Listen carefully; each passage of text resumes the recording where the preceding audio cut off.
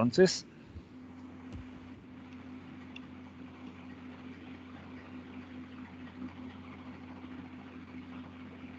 bien, vamos entonces ahora a mostrar rápidamente.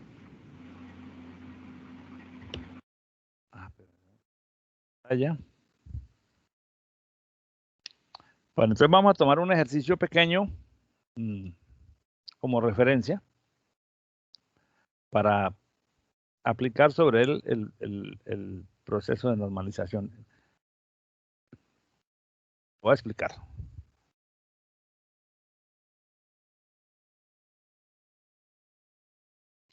Bueno, esta es una tabla de datos que contiene información de las ventas de un pequeño almacén.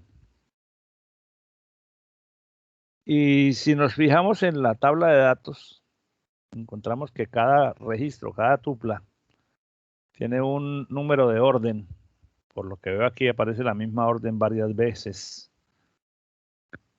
Aparece la orden 2301 con la misma fecha, para el mismo cliente, porque es la misma orden, siendo el mismo número de cliente, el nombre del cliente, el departamento, el código del artículo vendido, que es una red, el 4011 una raqueta, el 9123 un paquete, no sé qué. Cuántas unidades de estas, cuántas unidades de este y cuántas unidades de este, y el valor, el precio. Entonces, estos tres primeros registros, esas tres primeras tuplas, identifican una orden. La orden 2302 tiene una sola tupla y la orden 2303 tiene dos tuplas más. Si miramos ahí, pues ahí encontramos casos que son datos que pertenecen a las órdenes de compra exclusivamente. La orden 2301 de esta fecha, con 3 unidades de esto, 6 de esto, 8 de esto, y con este precio. Esos son datos exclusivos de la orden de compra. Es decir, claro, las 3 unidades son de red, de las 6 de raqueta, las 8 de esto, pero pues la orden de compra está configurada por estas cantidades, las cantidades específicas que cada cliente ordenó. Claro, eso está relacionado también, naturalmente, pues con los clientes y con los artículos, que son la información de código y referencia y descripción del artículo, que además sirve para calcular también el precio. Entonces, ahí hay 3 tipos de cosas en la misma tabla. Repetimos, datos que son inherentes a la orden de compra, datos que pertenecen a la identificación del cliente y datos que pertenecen a la identificación de los artículos que el almacén vende que están involucrados en las órdenes de compra. Esa tabla de datos tiene, ya lo vimos, datos repetidos, datos que redundan y que podrían no repetirse si se manejaran por separado. Los datos de las personas, si la orden de compra tiene 7 líneas o 7 artículos, entonces aparece 7 veces estos datos, la fecha, el cliente, el nombre y el departamento, podría evitarse. Aquí vemos en la otra orden también lo mismo. Cuando la orden tiene más de una línea, esos datos se repiten. Los datos de los artículos, pues cada vez que aparece el artículo en una orden de compra está el código y el nombre. Bueno, y estas cantidades, aquí también puede haber repeticiones en valores y en precios, pero eso ya es una cosa que no depende no es redundante, sino que es fruto de la operación. Primera forma normal, entonces vamos a transformar esa tabla en una forma donde no haya redundancias y donde todos los atributos sean atómicos y haya una clave primaria. Esta es la tabla original. Podríamos entonces tomar las órdenes de compra por una parte. Para eliminar la redundancia. La orden 2301 de tal fecha con tal cliente, nombre y departamento. Los artículos que están incluidos en las órdenes por aparte, en la orden 2301 está este artículo con esta cantidad, 2301 este artículo y ahora para el 2302 es una sola línea y para el 23. Con esto, ¿qué pasa? Que con esto yo eliminé ya la redundancia de los clientes, porque cada cliente me aparece una sola vez en esta tabla. Claro que esta tabla debería llamarse más bien no órdenes, sino clientes.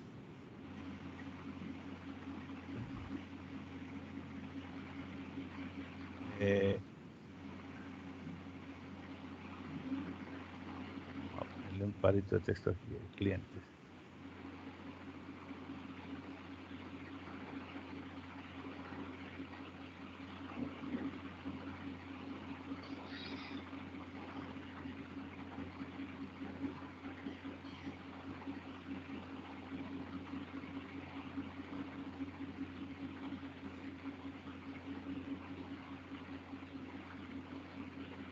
Porque realmente esta tabla es la de clientes, no la de las órdenes. La de las órdenes. Ah, no, perdón. Perdón, sí son las órdenes, porque la clave, escúcheme, la clave primaria de la tabla es el código de la orden. Lo que pasa es que más adelante vamos a ver que si una misma persona aparece haciendo varias compras, entonces en cada orden van a aparecer otra vez los datos de la misma persona y entonces habrá que hacer otra separación, pero por ahora sí son las órdenes. Orden 2301, 2302, 2303, que son las únicas tres que hay aquí. Bien, y los artículos acá. Entonces hay una relación evidente porque en este campo tiene que ir un valor que corresponda a uno cualquiera de los que están en este campo, para que sea un número de orden válido. Entonces, con eso ya tenemos, bueno, miramos, no había atributos que se pudieran dividir, o sea, no había necesidad de atributos, todos los atributos están atómicos, es decir, cada atributo es indivisible. Ese, digamos que sería la primera etapa, aunque aquí todavía tenemos algunas redundancias. Al menos ya tenemos separadas los dos grandes cuerpos. Una con los datos de cada orden en particular con su titular y otra cosa con la estructura de las órdenes un poco revueltas todavía, pero separadas ya de la tabla principal. En este segundo paso, asegurémonos que todos los atributos que no sean clave dependan de la clave de su tabla. Entonces, el proceso es analizar las diferencias funcionales para encontrarlos y trasladar esos atributos que llegaran a atender una dependencia de un campo que no es la clave a una tabla aparte junto con el código respectivo. ¿Cómo es eso? Por ejemplo, en este caso, en las órdenes de compra, la fecha, el ID del cliente, el nombre y el departamento, pues todos corresponden a la misma orden de compra. Se podría pensar, alguien podría tener un razonamiento ligeramente distinto al que acabo de decir y decir, ¿sabe qué? No, porque este nombre depende de este código. Sí depende de la orden de compra, porque la orden de compra se hace a nombre de alguien, correcto, y ese alguien tiene un código y un nombre y un departamento donde vive. Pero yo podría, como de hecho va a suceder más adelante, podría de una vez decir, ¿sabe qué? Ponga esta tabla de órdenes de compra solo hasta esta columna y estas dos, o mejor dicho, estas tres son una tabla aparte, la saco aparte como tabla de clientes. Dejo en la tabla de órdenes el código del cliente, pero en la tabla de clientes cada cliente va a aparecer una sola persona, una sola vez, mientras que si el mismo cliente viene y hace otra orden, la 2304, 2305, aparecerá aquí solamente su código y ya no te voy a poner estos dos datos porque ya los tengo en la otra tabla que separaría. Eso no lo estamos haciendo en este paso, pero en el siguiente sí va a suceder. La tabla esta de artículos, órdenes, la segunda que habíamos separado de la tabla original. Ahí vemos que el precio se calcula dependiendo de cuál es el artículo. El precio del artículo, el precio del ítem depende de cuál ítem se trate, obviamente de cuál cantidad, pero está determinado por el código del artículo, no por el código de la orden de compra. El nombre del artículo tampoco está determinado por la orden de compra, que sería el campo clave aquí. El nombre del artículo es el dato que se pone aquí, depende de cuál sea el código de artículo. Entonces, estamos viendo que tanto los datos de los artículos, precio y nombre, no dependen de la orden de compra, afectan la orden de compra, pero no se determina su valor porque se trata de la orden de compra 2301 o la 2300, sea la que sea, sino que dependen es de la referencia del artículo. Pero esa referencia del artículo no la estamos considerando, no la hemos considerado hasta ahora como la clave primaria de la tabla de órdenes, porque aquí la clave primaria sería como la combinación de estas dos cosas. Entonces, La sugerencia cuando eso sucede, el método nos dice, toma esos datos, precio del artículo, nombre del artículo, que pertenecen o que dependen de un campo que no es la clave primaria y constituya con ellos una tabla aparte, dejando en esta solamente un campo que haga el enlace con la clave primaria de esa nueva tabla. Es decir, pasar de esta tabla a esta donde tengo el ID, el código del artículo para saber de cuál artículo se trata y cuántas unidades están incluidas, pero tener una tabla de artículos donde este código aparecerá una sola vez, y esta tabla tiene todos los datos de cada uno de los artículos, o sea que esta tabla representaría la lista total de los artículos que se venden en el almacén. Y aquí representaría el código del artículo involucrado en la primera línea de esta orden de compra.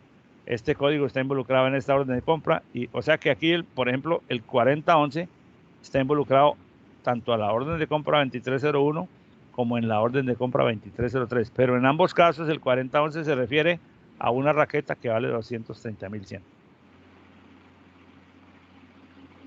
Entonces, fíjate que de la tabla original, donde teníamos todo en un solo conjunto, ahora tenemos una tabla con los datos de cada orden de compra, una tabla con el detalle de los artículos involucrados en cada orden de compra y una tabla con los artículos específicos que se venden en el almacén. Ahora, para pasar a la tercera forma normal, es hacer nuevamente la revisión tratando de eliminar las dependencias que no sean de columna clave. Esta, pues, la tabla de detalle de cada orden, pues ya no tiene ninguna dependencia, porque tanto el número del artículo como la cantidad se establecen en función del pedido que se hizo, o sea, están todos dependiendo del número de la orden de compra. En la tabla de los artículos, donde está el código del artículo, el nombre del artículo y el precio del artículo, pues los dos campos que no son clave se determinan dependiendo de cuál sea el campo clave, o sea que tampoco tiene esas dependencias. Pero en la tabla de las órdenes, tengo el número de la orden, que me permite saber cuáles son que al consultarlo en la tabla de detalles me permite recuperar todos los registros que componen los ítems de esa orden, la fecha en que se expidió y el nombre y los datos del cliente.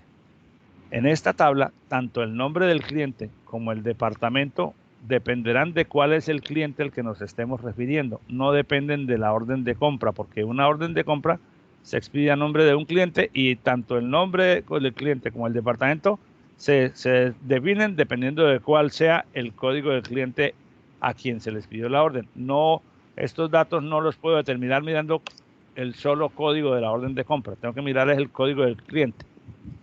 Entonces,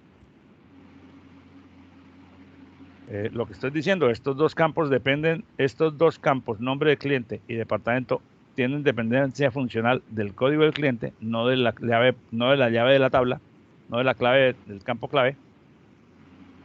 Y por lo tanto, entonces, se transformaría esta tabla en lo siguiente. La tabla de órdenes sigue siendo hasta aquí, hasta el ID de cliente, igual. Pero los otros dos campos que dependen de entonces estos tres campos se sacan aparte sin repeticiones. Por lo tanto, si aquí hubiera, digamos, otra orden 2304 con otra fecha, pero también, por ejemplo, para el cliente 101, entonces aquí diría Martín y aquí diría Cundinamarca. Al hacer la transformación, la cuarta orden quedaría con el 2304 con la fecha y el código 1001, que ese código apunta a entonces Martín y Cundinamarca son las personas involucradas en esa nueva orden, pero los datos de Martín y Cundinamarca no se repetirían nuevamente como sí se tendrían que repetir si yo los anotara de nuevo aquí, porque estarían acá y además estarían acá y en cualquier otra orden que que estuviera a nombre de esa persona, ¿verdad? Dime. Sí, señor. Ok. Entonces, estas cuatro tablas, fíjate que en estas cuatro tablas ya tenemos un modelo normalizado, porque no hay atributos divisibles, o sea, todos los atributos son atómicos, todos los atributos en pues todas las tablas tienen una clave primaria y en ninguna de la tabla hay campos o atributos que no dependan de la clave primaria de la tabla. Estos dos dependen de este, estos dos atributos dependen de este, estos dos atributos dependen de este y estos dos atributos dependen de este.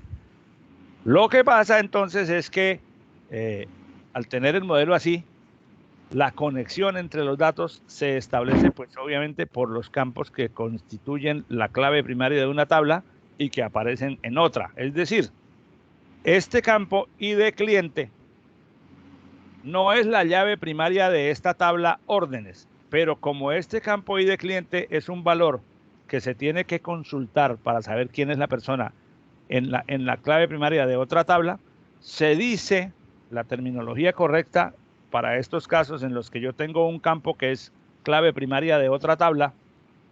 Se dice que en la tabla de órdenes la clave primaria es el ID de la orden, el número de la orden, pero el campo ID cliente es una clave foránea.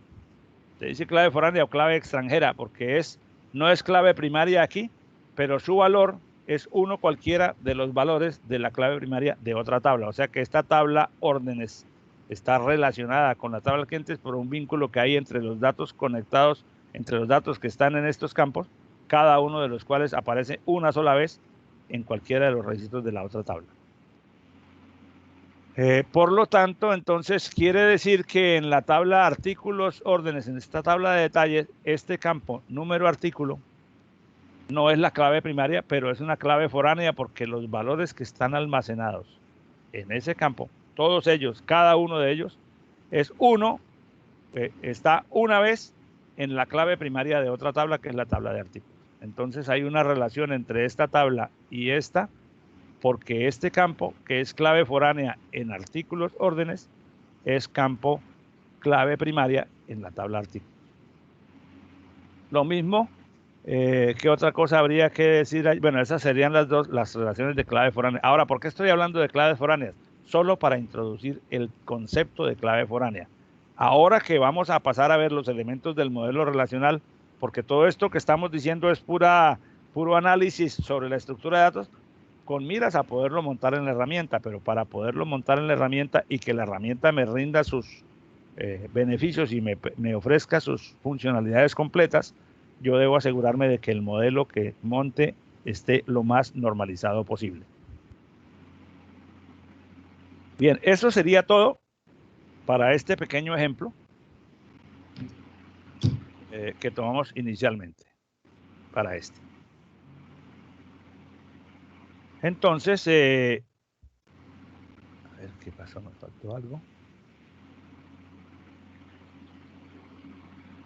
¿Dónde estábamos? Esto, pasamos. Ok, aquí hasta aquí a donde está. Ok, perfecto. Ya terminamos. Entonces, mi modelo original se transformaría en 4 tablas distintas. Y yo tendría que crear esas 4, ya estas 4 tablas distintas ya yo las puedo crear en la herramienta. Obviamente, el análisis último que hice acerca de las posibles conexiones con claves foráneas de entre una tabla y otra es importante en el momento de crear el modelo en la herramienta, porque si yo no le digo que este campo es clave foránea, pues él no relaciona las dos tablas y si no las relaciona después no me aplica las reglas de integridad. Entonces, ¿por qué es importante que sí las aplique? Porque si yo le digo que este campo está relacionado como clave foránea con esta tabla, entonces cuando yo vaya a meter los datos en esta tabla y yo meto aquí por ejemplo un 380, si ese 380 no aparece aquí, ya el sistema no me lo deja meter. Dice, no, perdóneme, pero ese dato está violando una regla de integridad porque no hay ningún valor en la otra tabla que tenga ese código de cliente. ¿Cómo se resuelve? Bueno, creé primero el cliente 380 y cuando ya esté creado, ya lo puede usar aquí. Entonces, ese tipo de cosas son, digamos, validaciones automáticas que hacen los sistemas de gestión de bases de datos, que no las hace el Excel automáticamente. Entonces, en Excel uno tiene que o programar fórmulas para hacer esas validaciones o estar muy atento a no meter datos inconsistentes, porque después de que el dato está inconsistente, no hay nada que hacer. O sea, quien recibe los datos inconsistentes se tropieza con que, por ejemplo, ahí hay un número 1 que no debería ir, pero no sabemos, no hay quien recibió esos datos, no tiene, en el caso tuyo, tú lo recibes y no tienes manera de corregirlo, porque a menos que se lo devuelva a la persona o que la persona que preparó los datos, es que me equivoqué y está la otra, no hay forma de corregirlo. En cambio, cuando uno mete datos en un motor de base de datos, en un sistema de gestión de bases de datos, y previamente ha configurado que el esquema de la base de datos aplique esas reglas de control, el sistema se las aplica a rajatabla y entonces, por ejemplo, también va a suceder que si tú dices, bueno, vamos a borrar vamos a borrar este señor de aquí. Intento borrar esa tupla en la tabla cliente y el sistema dice, un momentico, perdóneme, pero si lo borra, hay una cantidad de órdenes que tienen ese código de cliente y entonces quedarían inconsistentes, no lo puedes borrar. Pero yo lo quiero, no lo puedes borrar porque afecta a la información que ya está grabada. Entonces si lo necesitas borrar, tienes que buscar o reformular el modelo o buscar alguna herramienta o marcarlo, más bien agregarle a esta tabla una columna más que diga si el cliente está activo o ha sido borrado, para no tener que borrarlo, para marcarlo de alguna manera que después otro proceso lo identifique como cliente no utilizable, pero sin afectar la historia de las órdenes de compra, porque alguien podría interesarse en consultar órdenes de compra antigua y a quienes se les pidieron. Y si yo si yo violo las reglas de consistencia, entonces me voy a encontrar con que aparece aquí de pronto un cliente cuyos datos ya no están en la base de datos. ¿De acuerdo? Bueno, ese es el tema de, digamos, la manera de proceder. Veamos entonces.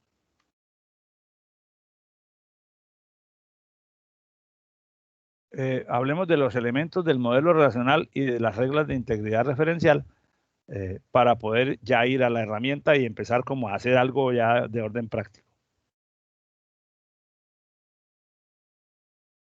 Bueno, entonces nosotros inicialmente en la clase anterior hablábamos de que había que modelar conceptualmente la base de datos, definir cuáles entidades intervenían y hacer el diagrama entidad-relación.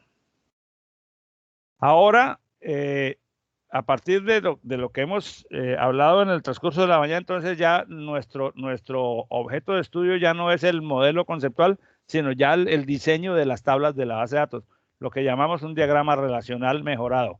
Porque con el diagrama relacional mejorado, que es una cosa que tiene más o menos una forma parecida a esta, ya no solamente veo las entidades, sino qué datos componen cada entidad. Por ejemplo, en este caso, en este pequeño modelo, la tabla clientes tiene un ID de cliente que es un número entero. Pues aquí aparece otro concepto que vamos a tener que manejar cuando creemos la base de datos en la herramienta, que es no solamente definir el nombre del campo, el nombre del atributo, sino el tipo de datos que lo componen. Entonces, eso lo hace uno naturalmente en Excel porque dice, bueno, aquí van números, aquí van, pero a veces uno comete equivocaciones y entonces donde debe ir una palabra pone un número o donde debería ir una edad puso una fecha y etcétera, y el Excel no se queja. Aquí se define por cada cliente la estructura de la tupla con nombres de cliente y con un tipo de datos que el tipo de datos se determina dependiendo de cuál es el dominio del dato. Si recuerdas, la vez pasada hablábamos de los dominios. Entonces, por ejemplo, un dato de tipo fecha de nacimiento, fecha de contratación, fecha de despido, pues es un dato que se pone con un tipo de datos ya en la herramienta. Se dice, bueno, este dato es fecha o este dato es marca de tiempo, que son dos cosas distintas. Hay una gran cantidad de tipos de datos. Hay dato entero, que es numérico pero sin cifras decimales. Hay dato flotante, que es numérico con cifras decimales, y hay varias clases de flotantes. Las clases simplemente definen qué tan grande puede ser el dato, hasta qué rango de valores acepta. Hay varchar, que son los datos alfanuméricos. La palabra en SQL es varchar. Es decir, un varchar de 140, que es que la dirección tiene un campo que acepta hasta 140 caracteres. Hay datos de tipo monetario, money, hay datos enumerados, Bueno, ahora cuando estemos en la herramienta vemos esas posibilidades. Entonces, esto que estamos viendo aquí, que es una representación gráfica, es algo parecido a lo que estamos viendo aquí, solo que aquí estábamos viendo las tablas con algunos datos. Aquí estamos viendo desde la perspectiva de datos, pero aquí la vemos desde la perspectiva estructural. Es decir, no de qué información contiene, sino de cómo es la naturaleza de la información. Y vemos que hay unas líneas que pueden conectar a una tabla con otra y esas conexiones las dan las llaves foráneas, como veremos cuando estemos trabajando con eso. Okay. Entonces, nuestro enfoque es que después de haber concebido el proceso de normalización, el proceso de normalización nos dejó en unas tablas que yo tengo que traducir en un esquema que yo pueda montar en la base de datos.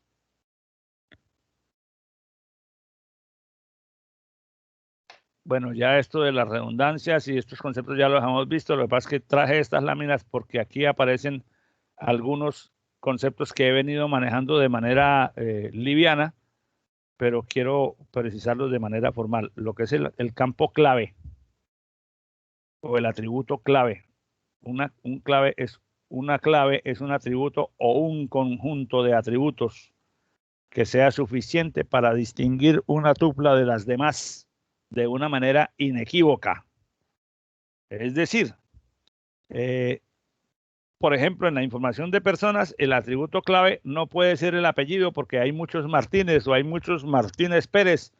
En mi historia de estudiante, mientras estuve viviendo en Bucaramanga, conocí por lo menos a 4 o 5 personas que se llaman Juan Carlos Mantilla Gómez, exactamente igual que yo, los dos nombres y los dos apellidos, porque allá hay muchos Mantillas. Y el nombre no parece ser un nombre raro, ¿no? Juan Carlos, como que hay muchos. Entonces, ¿cuál es la diferencia entre cada Juan Carlos Mantilla Gómez y los demás? Algo que lo diferencia es un atributo que es el número de identidad. ¿Por qué? Porque ese sí garantizamos que es uno por cada individuo. A veces, en una tabla se requiere más de un atributo considerados en conjunto para decir que la clave está compuesta por la combinación de esos dos o de esos tres atributos, como ya vimos en algunos de los ejemplos anteriores.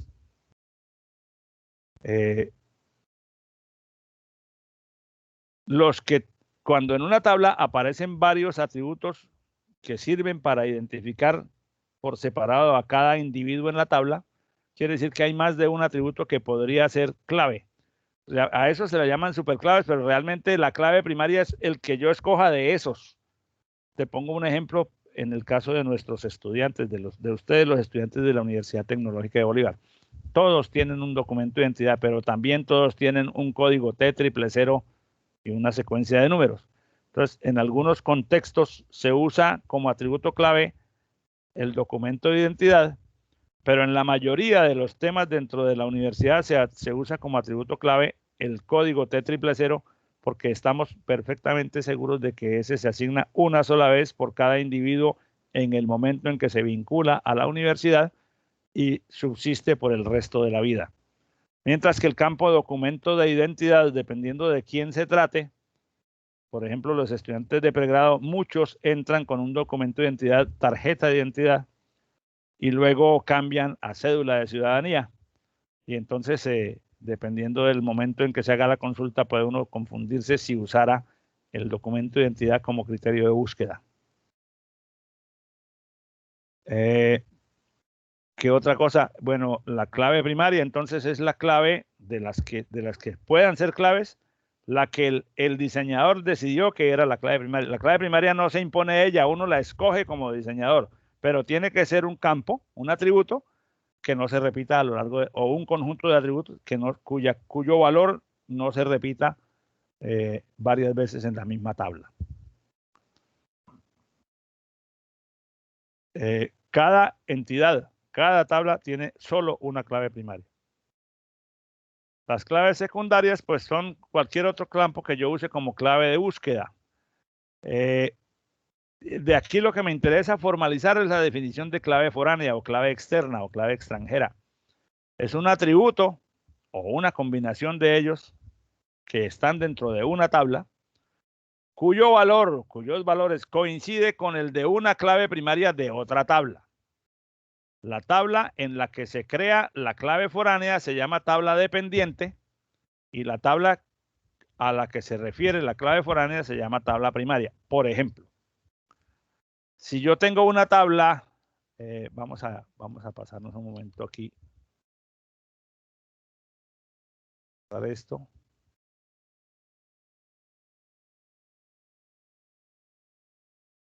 Si yo tuviera una tabla que dijera código, apellido, nombre,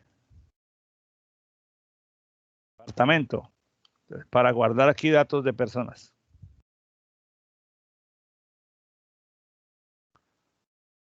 Pongo el código 100, Pérez,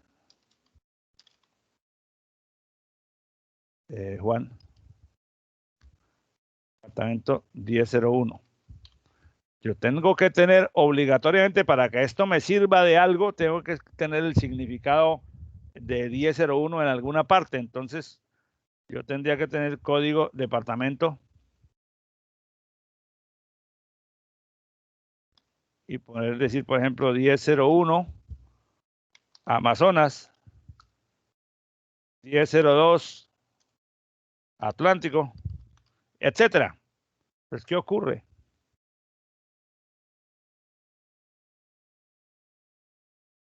Obviamente aquí tiene que haber más registros, o sea, la lista completa de departamentos. Pero entonces, este campo aquí, en la tabla de personas, el campo de departamento que contiene el código del departamento, es clave foránea en esta tabla. ¿Por qué? Porque apunta a la clave primaria de otra tabla.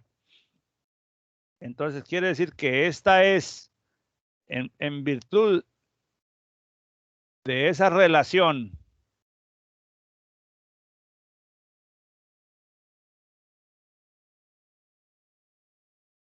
que existe entre estos dos campos. O sea que esta tabla está relacionada con esta mediante este valor que le permite buscar uno cualquiera de estos para saber cuál es el nombre del departamento que corresponde a Juan Pérez. Entonces, esta sería, para esta relación que yo he dibujado aquí, para esta relación, esta sería la tabla primaria, porque es allí donde se buscan los valores, y la otra, esta sería la tabla dependiente. En esta relación, esta es la tabla primaria y esta es la tabla dependiente. En otras relaciones, como por ejemplo, si yo tengo facturas, código de la factura, código del cliente, fecha, etcétera, suponiendo que se tratara de la contabilidad de una entidad. Evidentemente, el código de la factura me lo da, es un número que yo tengo que coger del consecutivo que me da la DIAN. Pero el código de cliente aquí tengo que poner uno cualquiera de estos. Porque si yo pongo aquí, por ejemplo, 350 y no hay ningún cliente que tenga el código 350, este dato es un error porque no apunta a ninguno de los clientes dentro del contexto de mi base de datos. Entonces, en este caso, hay una relación, así como había una de estas, hay una relación entre esta tabla y esta que está mediada o que está determinada pues por el código del cliente, ¿cierto? O sea, quiere decir que este campo apunta necesariamente a cualquiera de estos que están aquí. Entonces, para esta relación, esta sería la tabla primaria y esta sería la tabla dependiente, porque los valores se pone aquí, el valor que se pone aquí es uno cualquiera de los que están acá. Mientras que en esta relación, esta tabla es la dependiente y esta tabla sería la primaria para esta relación. ¿De acuerdo? Sí, bro. Entonces, ¿qué otra cosa? Dos tuplas no pueden tener el mismo valor en la clave primaria. Claro, la clave primaria debe ser un atributo cuyo valor ojalá nunca se modifique. Es decir, después de que uno mete una tupla en una tabla, el campo de la clave primaria nunca cambia. Sí, quedó bien escogido.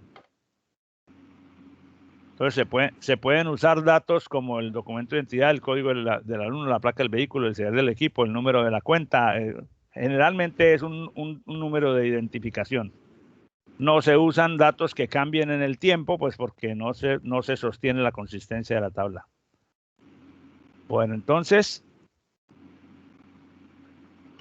nuestro foco de atención ahora es determinar las entidades y los atributos que componen cada una de ellas en un modelo normalizado.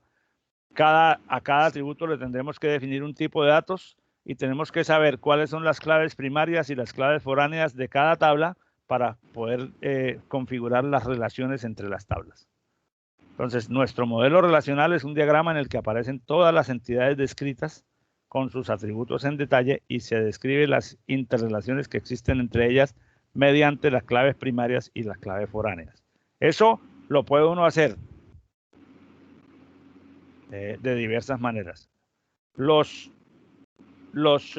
libros te muestran que uno puede pintar en el diagrama, o sea, puede dibujar el diagrama relacional con cada tabla solamente con la lista de campos, con cada tabla poniendo la lista de campos, diciendo cuál es la clave primaria y cuáles son las claves foráneas. Normalmente las claves primarias se ponen PK y las foráneas FK, son acrónimos de Primary Key y Foreign Key. Hay otros que los especifican así con el campo y el tipo de datos. Hay otros que ponen todo esto junto en una tabla. Si miramos en MySQL, vamos a ver un momentico la herramienta.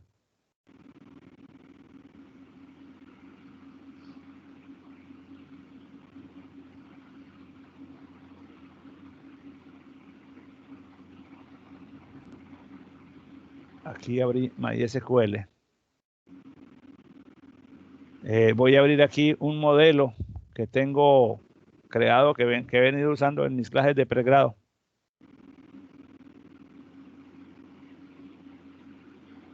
En esta base de datos, este ya es un modelo que está creado, obviamente. Entonces aquí fíjense que aquí aparecen, ahora el ejercicio que vamos a iniciar al final, ahora más adelante, y que te voy a dejar para que tú lo completes, es crear este modelo. Entonces veamos. Hay una tabla que se llama artículo, que contiene, no sé si se alcanza, si tú alcanzas a ver bien la imagen allá, ¿alcanzas a leer lo que hay aquí? Sí se ve, profe, pero tengo que acercarme, pero sí se ve. Sí, porque es que desafortunadamente Workbench no tiene una herramienta tan grande.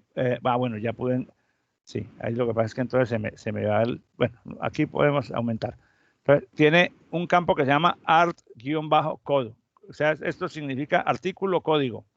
Es Sí, un sí campo se ve. alfanumérico de 5 caracteres. Artículo, descripción, art-descr, alfanumérico de 80 caracteres.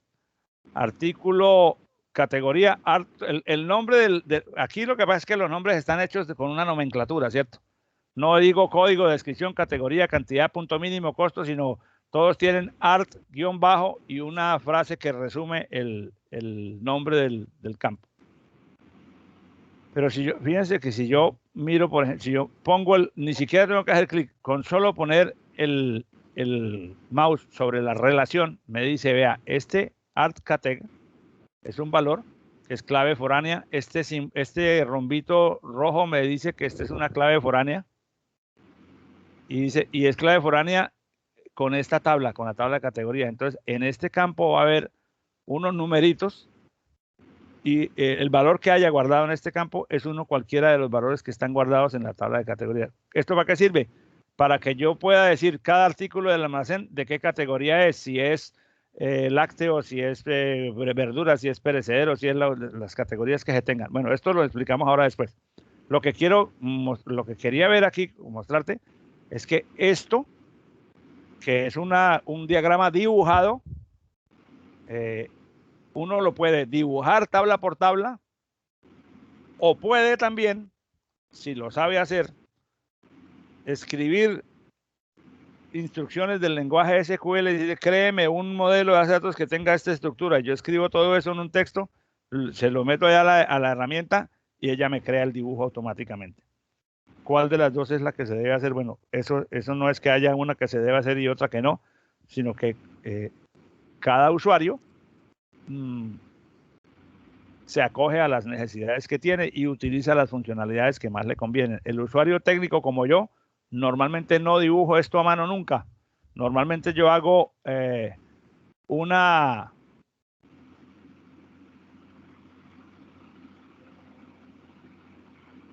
hago algo como esto, como lo que te voy a mostrar aquí. Esto. Porque esto que te estoy mostrando aquí, pues que es código SQL, es un programa. A mí me resulta más rápido por varias herramientas que tengo que dibujar el diagrama elemento por elemento. Sin embargo, si yo dibujo el diagrama, como lo acabas de ver, puedo producir el programa que lo construye. O también puedo, si tengo el programa que lo construye, decir, alimentarlo en la herramienta y decir, construyeme el diagrama para esto. Esto no tiene demasiada complicación, pero por ejemplo aquí dice crear tabla almacén, tabla cliente, y aquí están los campos CLI ID, CLI apellido, CLI nombre, CLI género, y digo la llave primaria es CLI ID. Entonces fíjense que esta sentencia que dice create table, si no existe cliente dentro de la base de datos del almacén, esto que está aquí es la estructura que yo tengo. ¿Dónde está aquí la tabla de clientes? Veamos un momento. Aquí está la tabla de clientes. Entonces está el ID del cliente, el apellido, el nombre, el género, la fecha de nacimiento, el celular, correo. O sea, esta instrucción que va desde aquí hasta aquí es la instrucción en SQL que crea esta tabla. Pero el usuario, o sea, es útil cuando el usuario es técnico como yo.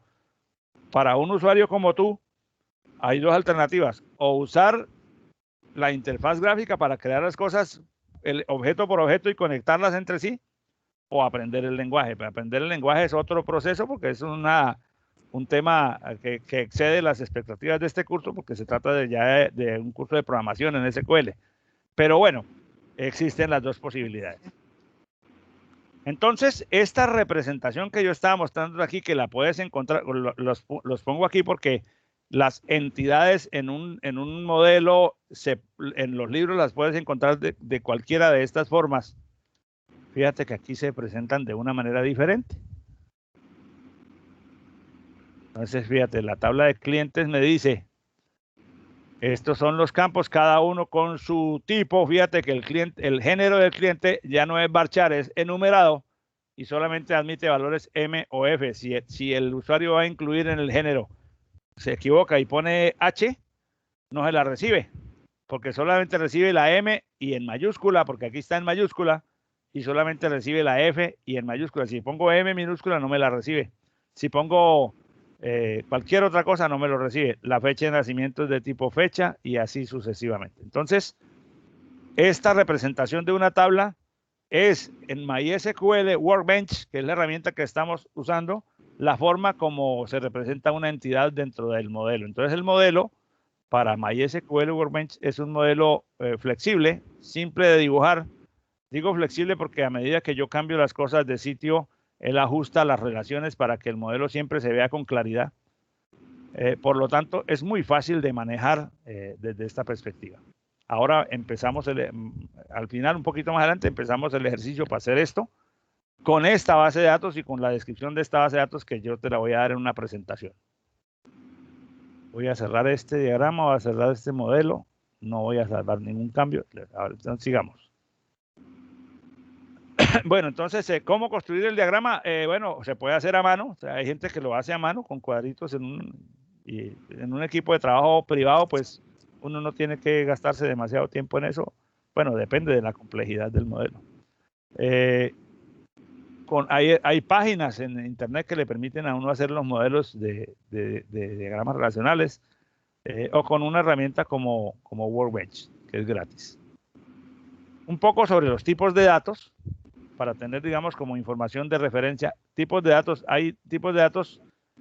¿De qué tipo puede ser un dato? Un dato en MySQL puede ser numérico, y el numérico puede ser representado con la palabra int o integer, y si lo defino como int o integer, es un dato que puede tomar valores desde este valor negativo hasta este valor positivo. Si el dato vale más que esta cantidad es 2.147.483.647. Si yo en un dato entero intento ingresar un número que sea superior a este, el sistema me lo rechaza. O si es un número negativo por más abajo de este, también. Entonces hay entero chiquito, que va desde el menos 128 al 127, el tiny int. Hay entero pequeño, small int, que va desde este hasta este, el medio, el entero normal y el entero grande, que va desde menos 9 por 10 a la 18 a 9 por 10 a la 18, que son cantidades monstruosamente grandes, ¿verdad? Bueno, eso, pues, normalmente usamos int. Hay números con fracción, o sea, así como hay tipos de datos para los números enteros, hay tipos de datos para los números con cifras decimales, y está el tipo float, el tipo doble, el tipo decimal. Bueno, eso realmente usamos float siempre. Hay datos para representar fechas y horas. La fecha es el dato cuando se define como fecha, es día, año, mes y día. Cuando defino como daytime, dice año, mes y día, hora y minuto. O sea, para un momento específico. Okay. Si lo defino como time, es solamente hora y minuto para guardar datos de carácter horas. Si lo defino como timestamp, marca de tiempo, entonces define día, mes, año, horas, minutos y segundos. O sea, es un instante, el instante en que ocurrió un evento. Los datos de marca de tipo timestamp lo usan mucho los auditores de sistemas, porque en las bases de datos se suele llevar la cuenta de cuándo ocurrió un determinado evento. Entonces, en las bases de datos de los sistemas de información grandes, corporativos, se agregan columnas con marca de tiempo. Entonces, cuando usted mete el cajero del banco recibió una consignación, guardó, entonces se guarda el número de la cuenta en donde se consignó, la cantidad consignada, la terminal de computador donde se hizo y una marca de tiempo que dice el día, hora, año, mes, día, hora, minutos y segundos en que ocurrió la transacción, y con eso se puede hacer una trazabilidad en tiempo muy rigurosa. Creo que en algunas versiones incluye hasta décimas de segundo, pero en general es hasta el segundo. Y campos de tipo de contenido alfanumérico para los datos cuyo dominio son las letras, los caracteres. Hay datos de tipo char, que son para caracteres sueltos, cuando es una sola letra. Varchar, que es el dato alfanumérico normal. Y hay una cantidad de datos adicionales que no las vamos a describir, excepto el dato enumerado, que es cuando un campo de datos puede tomar una lista de valores específicos y nada más. ¿Cuáles son los que vamos a usar nosotros casi siempre? Entero, flotante, date o timestamp, según la necesidad, y varchar y enumerado. Los otros tienen cada uno una utilidad específica. Describir todo eso se nos llevaría toda la mañana, digo yo, pero entonces en el caso de que uno tenga interés o necesidad, lo que hace es ir MySQL, porque en MySQL está en la documentación. Profe, pero esta herramienta uno la tiene que descargar o también se puede trabajar en línea. No, o tiene que tenerla descargada para poderla trabajar así. La herramienta que yo te estaba mostrando, MySQL, hay que descargarla e instalarla. Es así, sí. Lo que te estoy mostrando de la consulta a los distintos elementos es porque en la documentación está un manual de referencia o uno puede buscar, preguntar sobre un determinado específico, un determinado concepto, y aquí encuentra el manual completo de la herramienta donde están todos los detalles. Por ejemplo, vamos a ver si yo puedo encontrar aquí. El problema es que esto está en inglés. Y entonces, bueno, aquí están los tipos de datos, los valores por defecto de los tipos de datos. Entonces, aquí uno, pues, esto es un poco intrincado desde el punto de vista técnico, ¿no? Pero, por ejemplo, tipos de datos, él me dice, bueno, tenemos tipos de datos numéricos de fecha y hora, de cadena, de datos espaciales, y aquí entonces, pues uno dice, bueno, quiero ver los tipos de datos numéricos. Entonces me dice, bueno, aquí tenemos enteros, por ejemplo, los enteros son estos. Y aquí esta información es la que teníamos en la lámina, ¿no? El tiny int va desde este valor a este valor. Y así sucesivamente, si yo quiero saber sobre cualquiera en particular,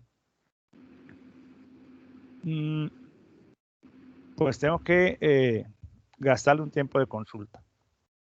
¿Dónde están aquí? Ah, estos son los numéricos. Quiero ver los de carácter. Los datos de tipo string, que son los datos de tipo carácter, char y varchar, binario, blob, text, el dato enumerado. Por ejemplo, el tipo enumerado dice, un tipo enumerado es un objeto de tipo alfanumérico cuyo valor se escoge de una lista de valores permitidos que están enumerados explícitamente en la especificación de la columna cuando creas la tabla. Entonces, por eso decía yo aquí,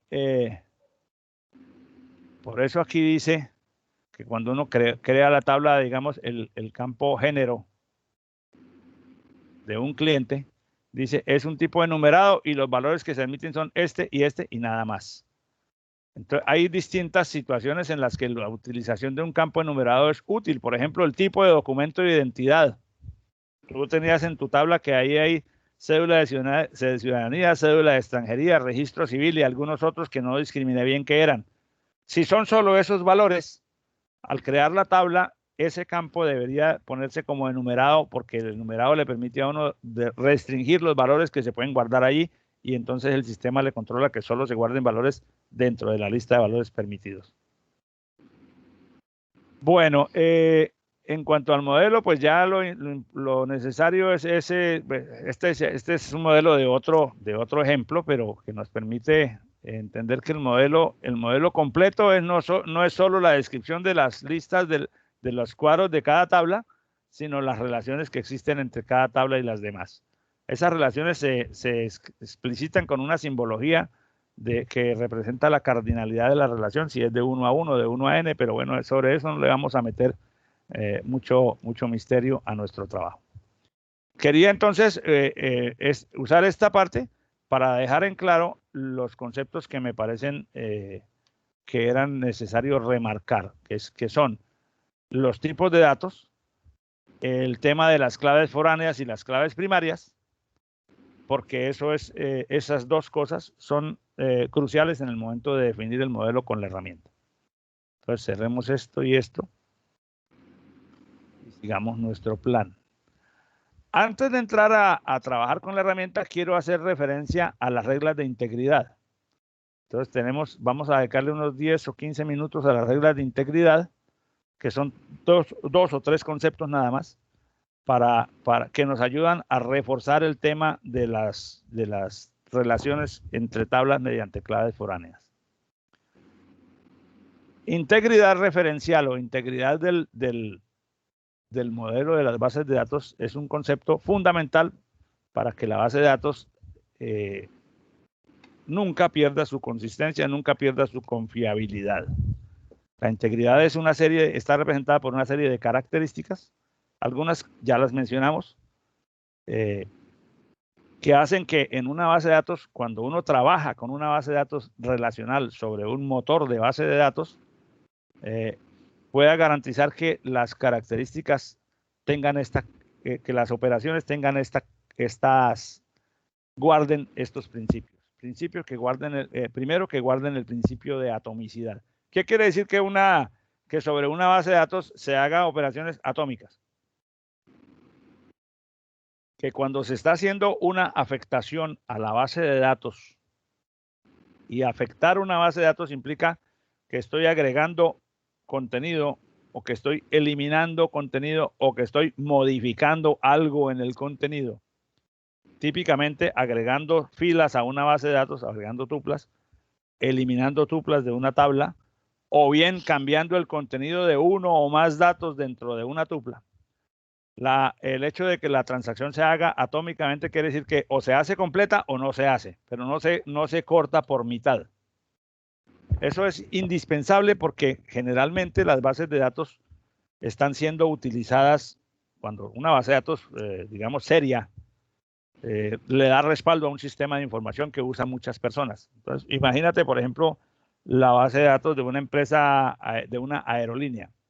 ¿Cuál es el servicio que los usuarios comunes y corrientes obtenemos de ella? Pues la posibilidad de consultar, comprar y hacer reservas de puestos en los vuelos de la aerolínea, para no tener que ir hasta el counter como se hacía cuando no había internet, que uno tenía que ir hasta la agencia de viajes a comprar su pasaje.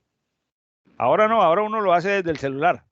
Por eso abre una página y la página le dice, bueno, de dónde, de origen y destino, fecha, cuántos van, si es ida y vuelta, busque vuelos y te sale una lista. Esa lista que te sale proviene de una base de datos. Supongamos que yo compro un pasaje.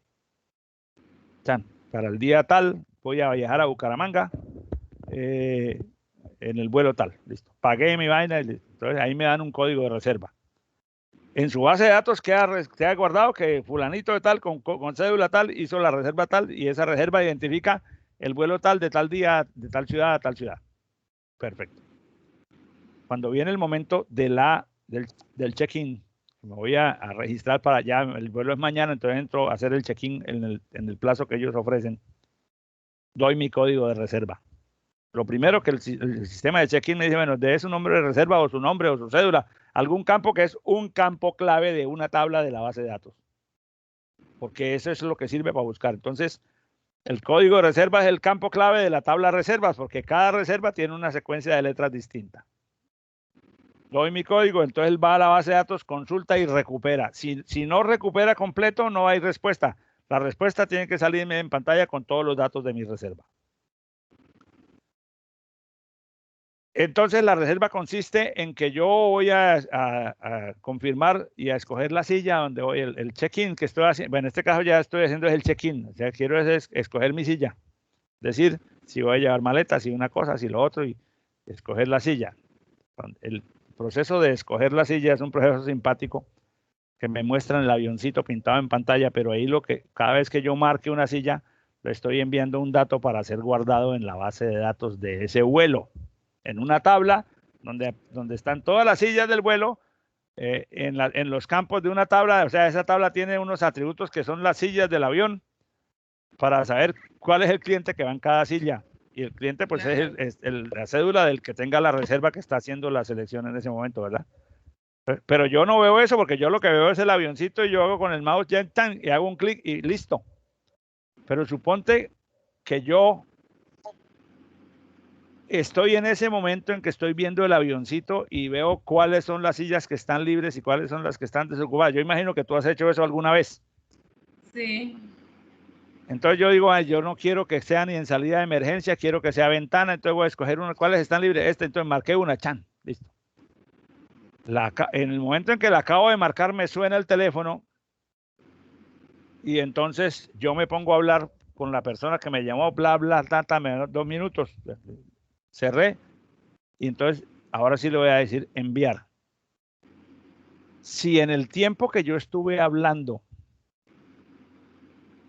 por teléfono, otra persona en cualquier otra parte del internet se metió a hacer su check-in y escogió la silla que yo había escogido y él le dio enviar primero, yo quedé pailas. Porque aunque yo la había visto disponible, como dejé pasar un tiempo, el estado de ocupación de esa silla puede variar y podría suceder que si yo le digo enviar, el sistema me dice, lo siento, no fue posible hacer porque la silla no está ocupada, la silla no está disponible. ¿Cómo que no está disponible? Eso puede suceder. Entonces, ahora, no se completa mi transacción porque no fue posible. Entonces, simplemente es como si yo no hubiera hecho nada. Tengo que volver a iniciar el proceso de escoger la silla. Eso es lo que es atomicidad. O se tramita completamente la transacción o no se hace. ¿Y qué lo puede impedir?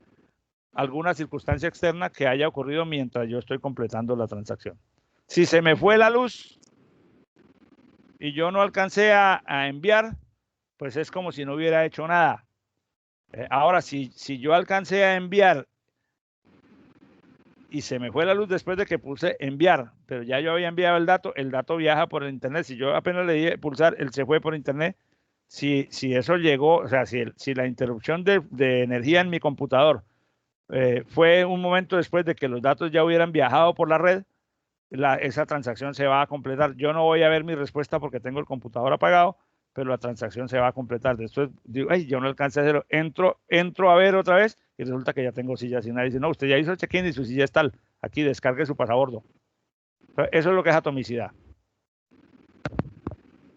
Profe, eso pasa también cuando artículos de compra, de pronto de ropa, las tallas o de zapatos, siempre cuando uno va a hacer la parte de pago ya no deja porque de pronto otra persona lo calculó ya.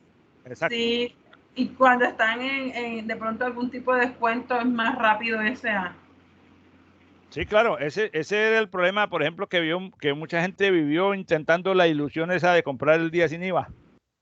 Una locura. Sí. Una verdadera locura, pero... Se quedó con dinero, sí, que no le mandaron el artículo. Tuvieron que después hacer un papeleo para que devolvieran.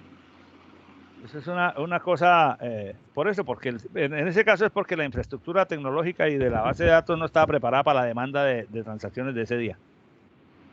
Entonces, ahí puede haber un problema serio en la base de datos cuando la base de datos le ofreció a mucha gente una disponibilidad que mucha gente copió simultáneamente, pero que la gente, digamos, decía que había 50 y 200 personas vieron que había 50 y 200 compraron y el sistema les aceptó la compra a las 200 cuando solamente tenía 50, ¿no? Entonces, ¿por qué? Porque ahí hubo una falla en el diseño o en la operación, porque no debería haber aceptado sino hasta la transacción número 50 y después decir, no, ya, pero como estaba tanta gente al tiempo y los servidores se congestionan, entonces a veces en esos casos de altísima demanda de cientos, de miles de solicitudes, puesto 250,000 en la fila, cosas así, el sistema no está preparado, no lee ofrece la información porque todo el mundo que la consulta carga su página en su computador y está viendo unos datos, pero en la realidad los datos están siendo ya otros porque están variando tan rápidamente que el sistema no alcanza a garantizar esa transparencia. Las otras características son la de consistencia, que significa que cuando se hace un cambio sobre la base de datos, que una base de datos que tiene un estado válido, completo y consistente, después de un cambio que se haga, permanece con estado válido, completo y consistente. Por eso son importantes las claves foráneas para no permitir cambios en datos que después hagan inconsistencia. La característica de aislamiento es que cuando se hace un cambio, si yo estoy haciendo un cambio sobre la base de datos, yo lo hago y lo tramito y lo proceso, y si hay otras personas trabajando sobre la misma base de datos, cada una puede hacer sus cambios sin que los unos interfieran con los otros. ¿Qué pasa si dos personas están tratando de cambiar el mismo dato? Ahí es donde la atomicidad garantiza que solamente el primero que lo intente lo logra y el otro puede tropezarse con que al final el resultado fue insatisfactorio porque lo que había visto en principio, finalmente cuando ya accedió al dato, ya no lo era. Bueno, y la durabilidad, la durabilidad es una característica en general de los sistemas de información, que después de que tú hagas un cambio sobre la información, ella permanezca y se conserve. ¿Cuáles son las reglas de integridad? Hay reglas de integridad dadas por el usuario que son condiciones específicas de los datos. Por ejemplo, que un salario no sea negativo. Eso es de sentido común. Pero si yo defino un dato como numérico, nada más, salario es numérico, y no hay ninguna otra regla que garantice que se cumpla esta condición, el que digita el dato podría poner menos 200 y como menos 200 es un dato numérico, se lo recibe. Entonces, esas restricciones las pone el usuario y corresponden a restricciones específicas de la base de datos del usuario, que pueden no ser relevantes para otros usuarios en otras bases de datos. Lo que hablábamos la vez pasada de la edad de la persona. Dependiendo del contexto, puede ser que si la base de datos es de un jardín infantil, entonces la edad del alumno va entre 0 y 10 años o 12 años, no se admite o no tiene sentido poner edades de más allá de 12 años porque no son alumnos viables para ese plantel. Pero hay reglas de integridad del modelo que son propias de un modelo de datos y que se deben cumplir en toda base de datos relacional. Por ejemplo, la regla que dice que una clave primaria no puede aparecer dos veces en la misma tabla. En toda base de datos relacional, esa es una regla obligatoria. La clave primaria de una tabla no puede estar repetida, no puede haber dos tuplas con la misma clave primaria. Esa se llama regla de unicidad. Esa pues ya aquí hay una descripción, digamos, formal, pero no la vamos a leer ni a profundizar. Simplemente que si la clave primaria está compuesta por dos campos, por ejemplo, la combinación de los valores de esos dos campos no puede estar repetida. Por ejemplo, aquí está en la tabla de un edificio de una empresa donde dice de las oficinas de una empresa, donde dice los nombres de los edificios y los números de las oficinas. Entonces, en el edificio Marina puede haber varias oficinas, pero la clave primaria de la tabla es la combinación de estos dos. Entonces, Marina 120 aparece una sola vez. Puede que Marina aparezca varias veces, pero la clave primaria es la combinación de los dos. Entonces, Marina 122 es único, Marina 230, cada pareja es única dentro de la tabla. El sistema garantiza que esta regla se cumpla cada vez que vas a insertar una tabla. No se puede meter una tupla con unos valores de clave primaria que ya existan en la tabla y no se pueden cambiar uno de los dos valores si al hacer el cambio lo que resulta es una clave que ya existe. La clave primaria no puede estar vacía. Si el campo es cédula, es el de la clave primaria, no puede tener ninguna tupla vacía porque el sistema no lo permite. La clave foránea, toda clave foránea debe estar o vacía o tener un valor que exista en la tabla referenciada. Esto es lo que hablábamos de la clave foránea. Si yo tengo el código del artículo en la tabla de facturas, ese valor que hay ahí tiene que ser uno cualquiera de los códigos de artículos de la tabla del inventario o estar vacío. Claro que no tendría sentido tener un registro sin código de artículo en la tabla de facturas, pero sí lo puedo tener en otra entidad que no sea una factura. Entonces, el valor de un campo que haya sido definido como clave foránea o está desocupado o tiene un valor que es uno cualquiera de los valores que existen en la tabla, en la clave primaria de referencia. Estos recuadros grises pues tienen una descripción formal de la regla, pero están aquí porque yo normalmente uso eso con mis alumnos de pregrado. Para nosotros esta descripción, digamos, medio algebraica pues no es relevante, la definición ya la dijimos en palabras. La integridad referencial hace alusión a las acciones en donde interviene una clave foránea. Cuando se va a guardar, a crear una tupla nueva en una tabla que tiene clave foránea, el valor del campo que es clave foránea tiene que ser válido, tiene que corresponder a uno de los valores de la otra tabla. Cuando se va a modificar una clave foránea, el valor nuevo, el valor que se quiera cambiar, tiene que ser válido, tiene que pertenecer, el sistema verifica que ese nuevo valor también esté en la tabla primaria, porque si no, no lo deja cambiar. Y cuando se va a eliminar una fila de una tabla, si al eliminarla se elimina un valor que sirve como clave foránea en otra parte, no permite la eliminación, porque entonces en la otra tabla quedaría una clave foránea que no existe en la tabla primaria, lo cual atenta contra la integridad de los datos. Entonces tenemos que esas son las reglas que el sistema de bases de datos aplica. Dijimos entonces, la clave primaria es única, la clave primaria no está vacía y las claves foráneas tienen que siempre tener valores válidos. Ahora, cuando se crea un modelo de tablas de la base de datos, me refiero a lo siguiente. Permítanme, voy a volver aquí a la herramienta, pero voy a entrar por otra parte para ver eso con datos. Yo tengo, por ejemplo, aquí la tabla de factura.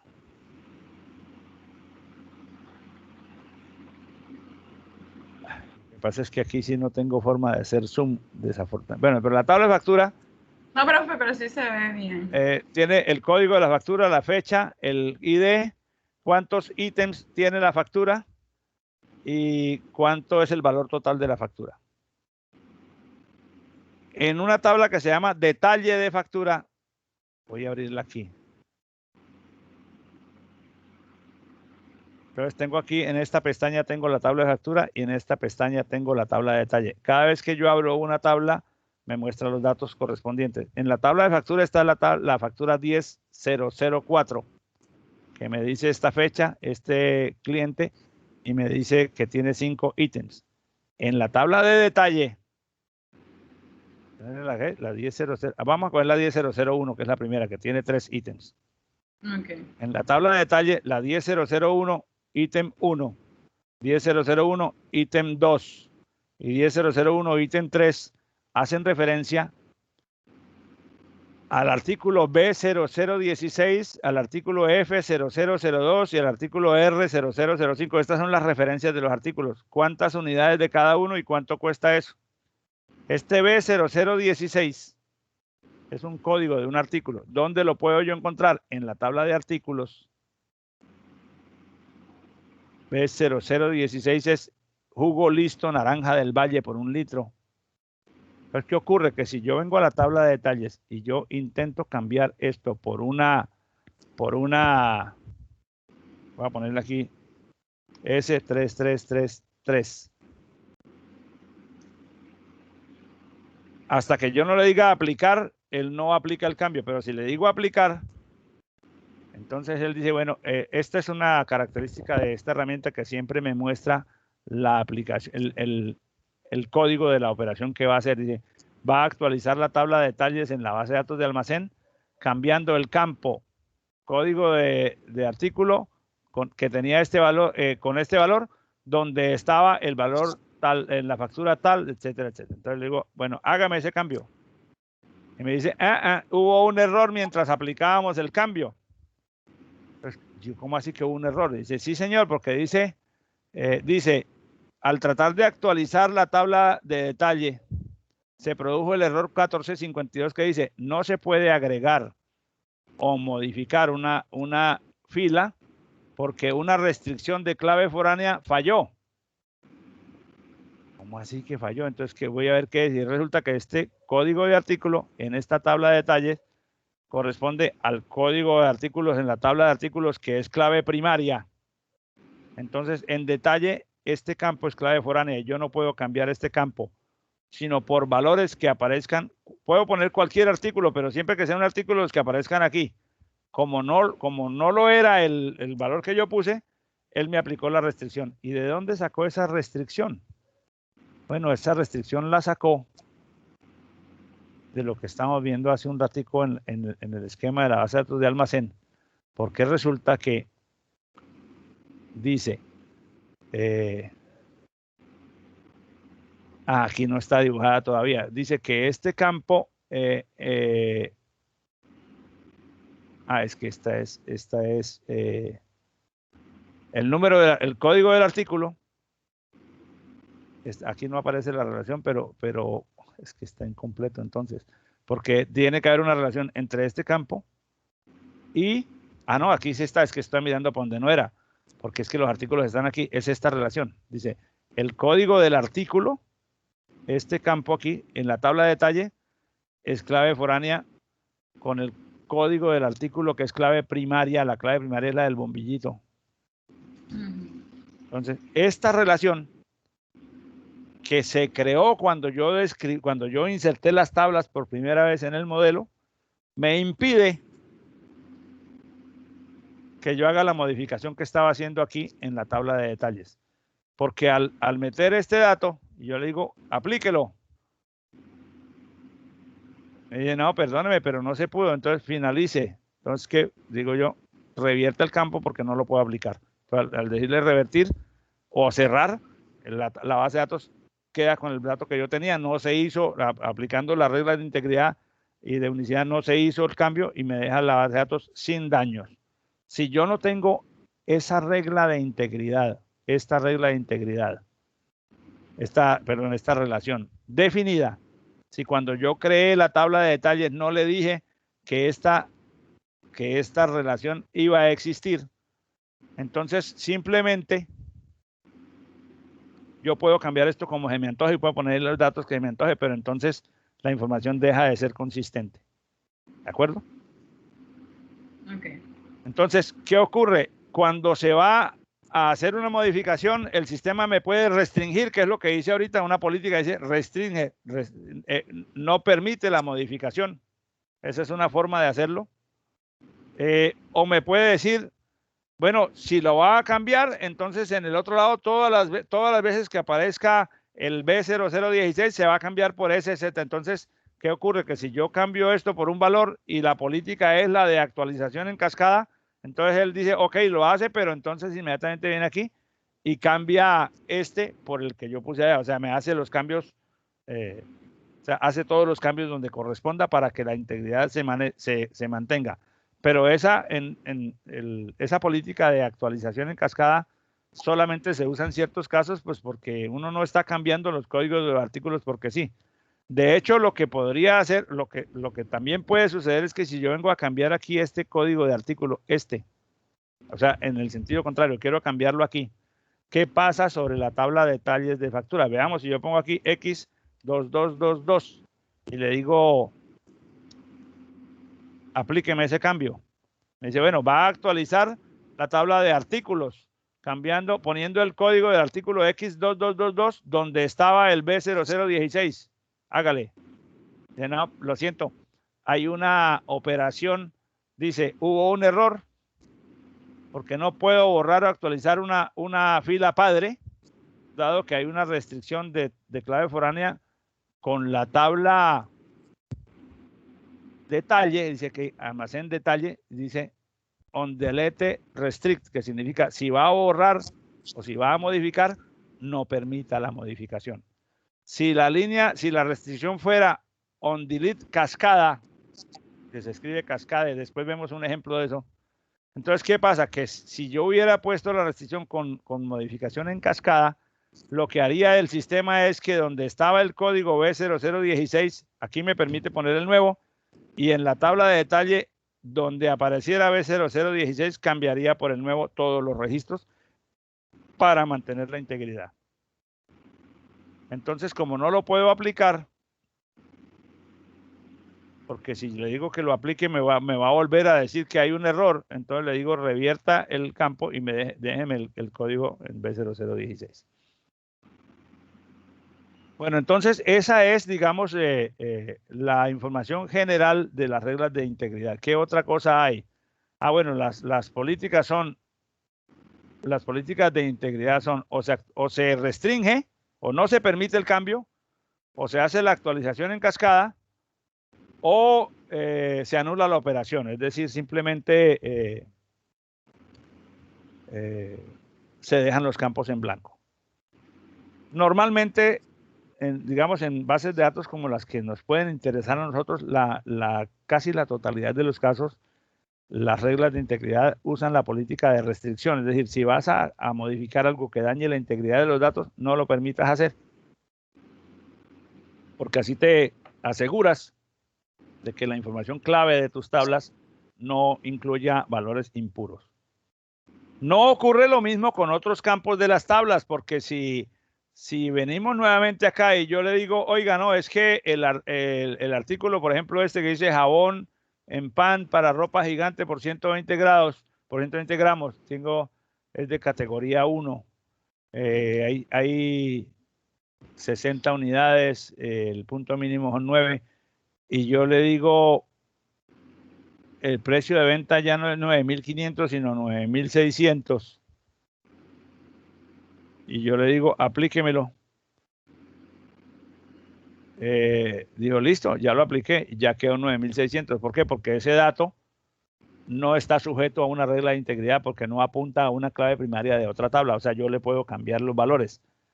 Si estuvo bien hecho el cambio o no, ya es otro problema de orden administrativo. Si no se le debía cambiar el precio de ese artículo, sino a otro, y el que estaba haciendo el cambio la embarró, ese es otro cuento. Pero ya ese tipo de errores no lo controla las reglas de integridad referencial, porque no se está atentando contra la integridad, se está atentando contra la veracidad de los datos, pero ya tiene entonces que proveerse otro procedimiento para que solamente se hagan las actualizaciones con los datos correctos.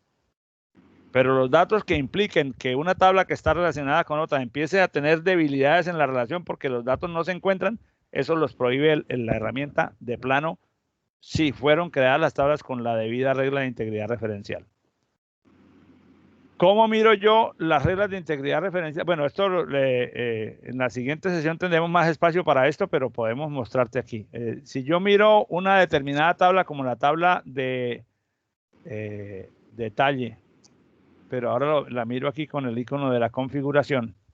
Entonces me dice, la tabla de detalle tiene la siguiente estructura. Tiene un campo que se llama número de factura y un campo que se llama número de ítem. Esos dos campos en conjunto son la clave primaria, por eso los dos campos aparecen con el bombillito. Y la tabla, código del artículo es una clave foránea que apunta a la tabla de artículos. Aquí me dice para cada campo cuáles son el tipo de datos. Marco con este. Al marcar aquí y aquí es donde estoy marcando si es clave primaria o no. Voy a dejarlos marcados porque si no daño la cosa. Al marcar aquí determina otra cosa. Dice que el dato no puede quedar nunca vacío. No nulo. Aquí dice no nulo. Y si yo miro aquí donde dice claves foráneas, me dice sí señor, esta tabla de detalle tiene dos claves foráneas. La tabla, una con la tabla de artículos y otra con la tabla de facturas. Si miramos el diagrama de entidad-relación, efectivamente la tabla de detalles tiene una relación con la tabla de artículos, que es esta es la tabla de artículos, pero también tiene una relación con la tabla de facturas, que es esta. Varios registros de la tabla de detalle pueden tener el mismo número de factura, pero cada registro tiene un código de artículo correspondiente a la otra tabla. Entonces,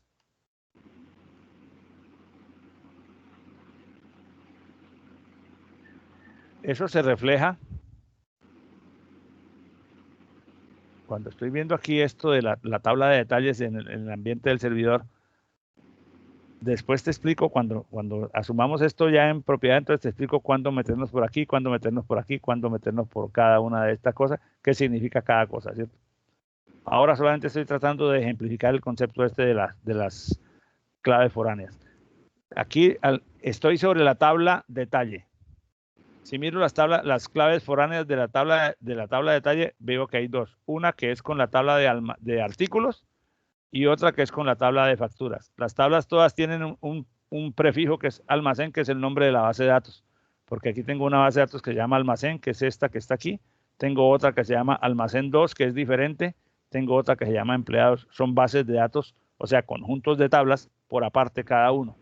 Los uso para diferentes ejemplos. Entonces, volviendo, la tabla de detalle tiene dos claves foráneas. La clave una con artículo y el campo clave es el campo de detalle, código de artículo, que apunta al código de artículo en la tabla de artículos. Y la otra clave foránea es con el campo número de factura, que apunta a al campo número de factura de la tabla de facturas. Entonces, esto que está derivado aquí con líneas, todas estas relaciones, existen realmente en el ambiente de control de la base de datos mediante una serie de reglas, y me dice, bueno, esta dice, si se va a actualizar el campo, no lo permita. Si va a borrar el registro, tampoco lo permita. Yo podría cambiar aquí la política. Podría decirle, bueno, para esta clave, para esta relación para esta clave foránea, la política, si vas a borrar, puede ser restringir. Si vas a actualizar, puede ser en cascada, o puede ser no haga nada, o puede ser deje los campos vacíos. Y lo mismo si voy a borrar. Y para cada una de las distintas claves foráneas, yo podría definir aquí qué política voy a aplicar. Normalmente yo tengo en todos nuestros ejemplos la política de restringir para no enredarnos con eso. Pero podría ser que en algunos casos, por ejemplo, si yo estoy teniendo una tabla con los alumnos matriculados y dice qué cursos tienen matriculados cada estudiante. Y tengo en otra tabla los cursos que están en oferta. Y resulta que nos pasa con frecuencia que al final de las matrículas un curso quedó con solo 3 alumnos. Entonces yo quiero borrar ese curso porque no lo voy a ofrecer con 3 alumnos porque no es rentable. Entonces, pero la regla de integridad, una regla de integridad como esta, no me permite borrar el curso porque los alumnos están matriculados, ahí hay 3 matriculados. Entonces, en esos casos, digo, en lugar de ponerle en caso de borrado restrinja, le pongo en caso de borrado ponga vacío. Porque entonces yo borro el registro y todos los alumnos que tuvieran ese curso matriculado les aparece el curso en blanco en la tabla de matrículas y así no se afecta a nadie, porque simplemente a los alumnos se les desaparece el curso.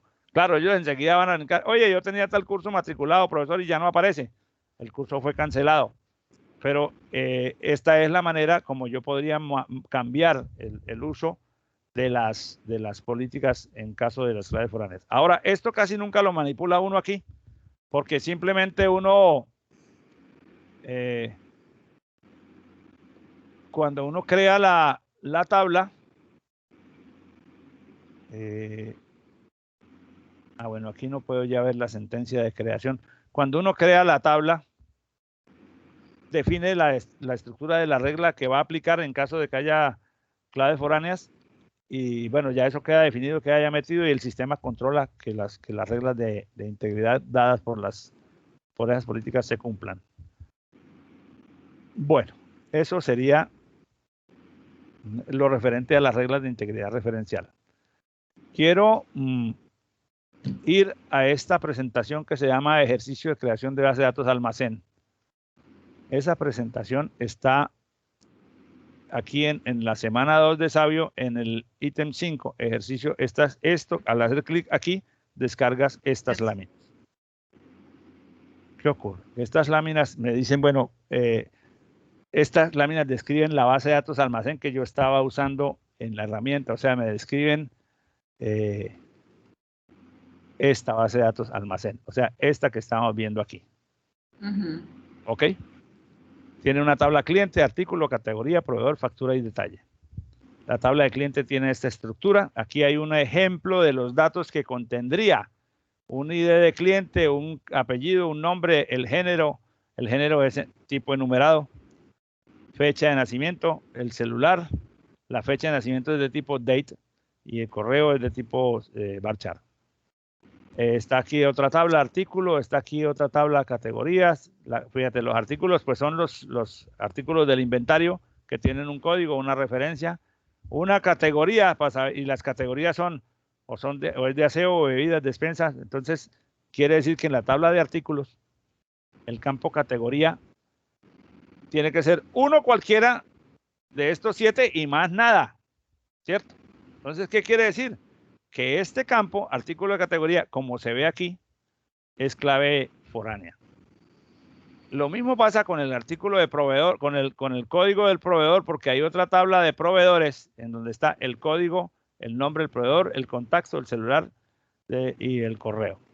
Entonces, aquí la clave primaria es el NID del proveedor, pero en artículos, en la tabla de artículos, el campo destinado a almacenar el código del proveedor que vende cada uno de estos artículos también es una clave foránea. Aquí está rosadito más clarito, pero es una clave foránea igual. ¿Qué más hay aquí? La tabla de facturas. Por cada factura emitida hay una tupla. Fíjate que la clave primaria es el número de la factura, no hay repeticiones. El ID del cliente, al nombre del cual se emite la factura, es un número que es clave foránea porque apunta al ID del cliente de cualquiera de los registros de la tabla cliente.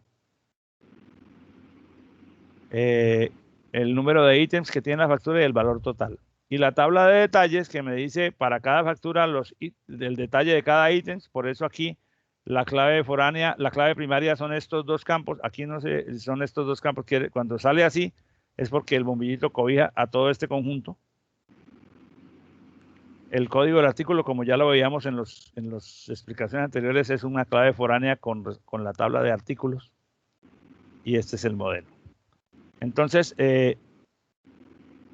bueno, esto que está aquí a continuación, no quisiera que esto lo hicieras tú ahora. Está escrito porque es parte del ejercicio de creación de la base de datos que vamos a hacer. Y está, además de que están descritas las tablas en su forma gráfica aquí, están descritas las sentencias, las secciones de código mediante las cuales se crea cada una de las tablas. Entonces, por ejemplo, la tabla de categorías, si yo quiero crear la tabla de categorías y no la quiero dibujar en la herramienta, entro a una parte, después te digo dónde, y escribo esto. Cree la tabla categoría que tiene los siguientes campos, paréntesis. ID de la categoría entero, no debe ir vacío. Descripción de la categoría alfanumérico de 20, no debe ir vacío. Y la clave primaria es el primero de los dos. Con esto, si yo le digo enter, él crea la tabla. ¿Cuál tabla crea? Crea esta tabla. Pero eso es cuando yo inserto cuando yo creo la base de datos usando código. Entonces, hay una sentencia de crear para la tabla de clientes, otra para la tabla de categorías, otra para la tabla de proveedores, otra para la tabla de artículos. Fíjate que en esta están los campos, pero además dice clave foránea es este campo y referencia al campo ID de categoría en la tabla de categorías. Y en caso de borrado, restrinja. Clave foránea, el código del proveedor, referencia al NID del proveedor en la otra tabla, y en caso de borrado, deje el campo vacío. O sea, si borran un proveedor, si en la otra tabla borran un proveedor, entonces en esta tabla el campo proveedor que tenga el valor que borraron allá debe quedar vacío. O sea, si elimino un proveedor, aquí en esta tabla todos los artículos de ese proveedor quedan sin el código de proveedor. Fíjate que aquí está la política de actualización. Para un caso restringe, para la otra decidí que no restringiera, sino que borrara los datos.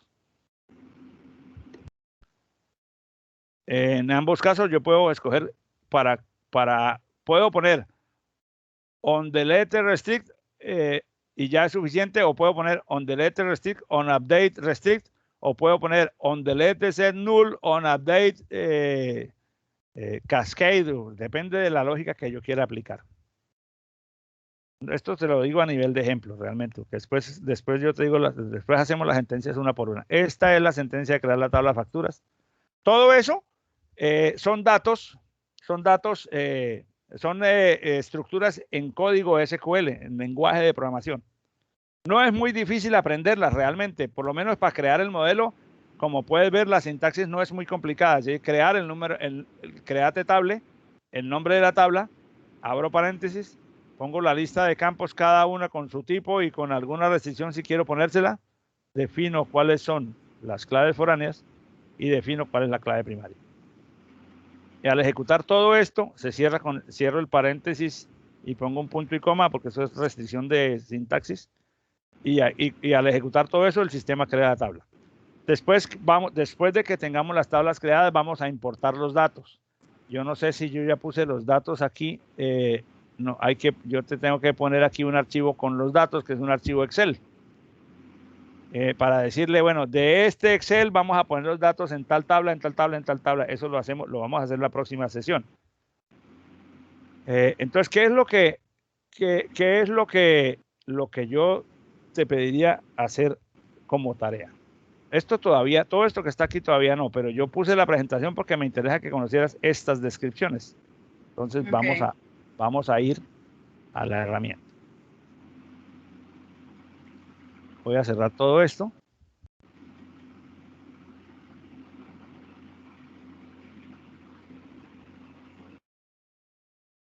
Pues cuando uno abre la herramienta por primera vez le sale así. Le puede de pronto pedir una clave, pero no, creo que no, porque tú cuando la vas a instalar, si en el proceso de instalación tienes que definir una clave, bueno, ya tú sabrás cuál es y después para arrancar él te pide tu clave, tú das la clave y entras normal.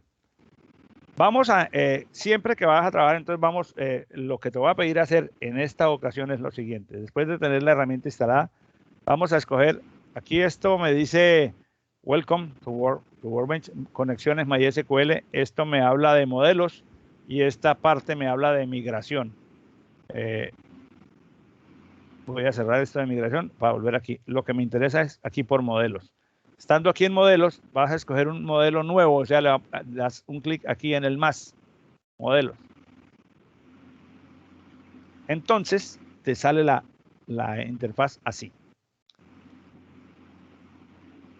Esto tiene el espacio central, un panel del lado izquierdo, que es este, y un panel del lado derecho, que es este. Aquí estos dos iconos que tengo con la barra azul, si yo le doy a clic aquí, me borró el panel de la izquierda. Si le vuelvo a dar clic, me lo vuelve a aparecer. O sea, por si necesito más espacio aquí, ¿verdad? Lo mismo el del lado derecho, lo puedo ocultar o lo puedo volver a mostrar. Te lo menciono para que, pues simplemente porque siempre es bueno saber cómo controlar el espacio, pero por ahora no vamos a tener problemas de espacio todavía. Lo primero que vamos a hacer es lo siguiente: vamos a crear el espacio para una nueva base de datos. Siempre que uno abre por primera vez un modelo, sale MyDB, mi base de datos. Entonces voy a ponerle a esto doble clic para entrar aquí. Y yo le digo, vamos a ponerle a eso tarea o ejemplo 1. El nombre que le quieras dar realmente. Claro que te puedes dejar el MyDB también, pero resulta que es que si uno abre uno nuevo y no le cambia el nombre, pues todos se le van a llamar MyDB y ahí va a haber una especie de aburrición.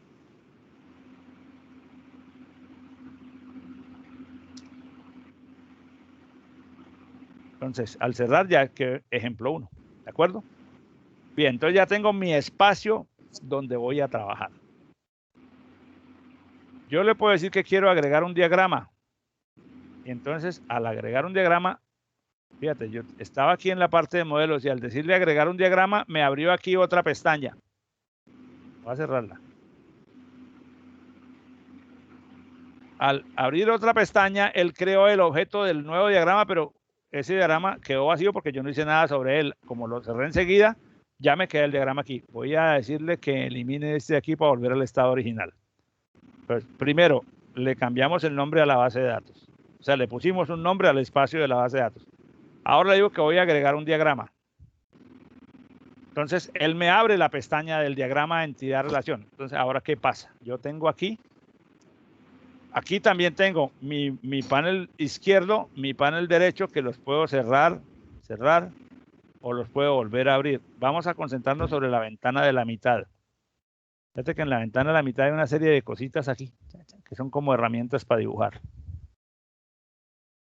No me voy a concentrar. Esta ventanita aquí es como mirar la hoja completa.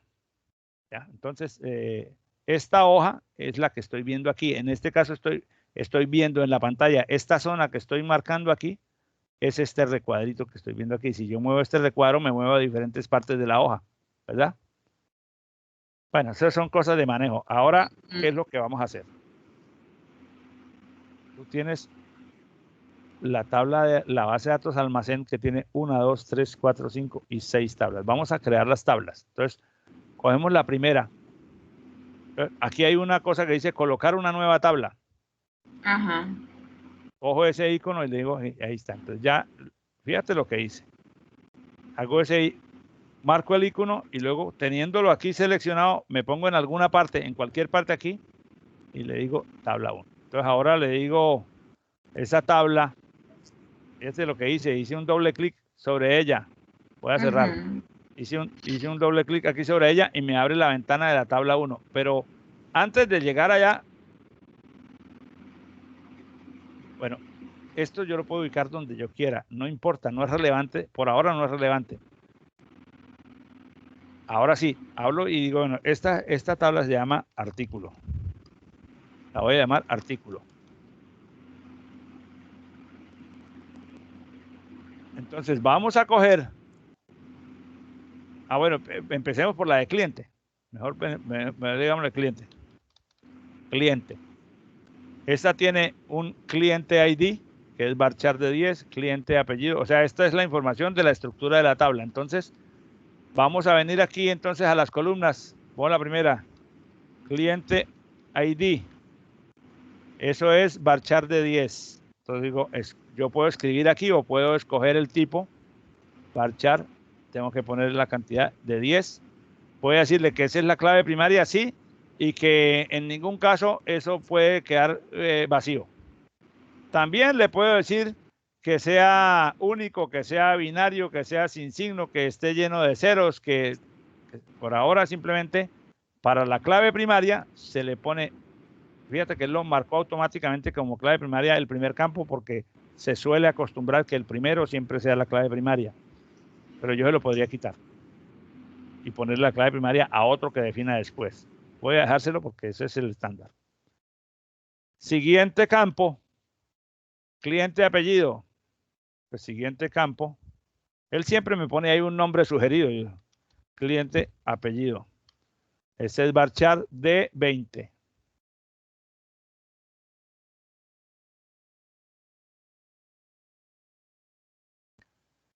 Siguiente campo, cliente nombre.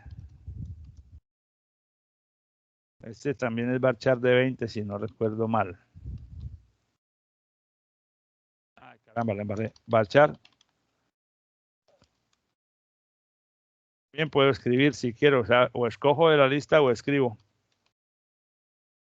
Ay, estoy cometiendo equivocaciones de digitación. Borro este que está aquí. Siguiente campo. Ahora yo si quiero más espacio, puedo rodar esto hacia arriba para que aquí me quede más espacio. Puedo rodar esto hacia abajo.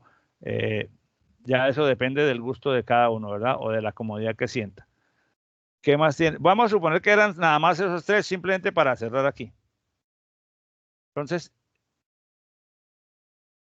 ahorita me bajo esto. Ahora cierro aquí y entonces fíjate que ya el objeto dentro del diagrama va adquiriendo la forma que yo le di. ¿De acuerdo? Entonces, lo que pasa es que solamente creé 3 campos. ¿Cómo hago para meterle más? Le hago nuevamente doble clic, entro aquí y sigo con el siguiente. Cliente, perdón, el siguiente es cliente género. Cliente género. Vamos a guardar la consistencia de minúsculas. Cliente género. Realmente en los nombres de campo no importa si los pongo mayúsculas o minúsculas, pero prefiero siempre usar minúsculas y esa es como una convención. Ahora escojo aquí el dato enumerado, tengo que buscarlo. Creo que está por aquí, enumerado.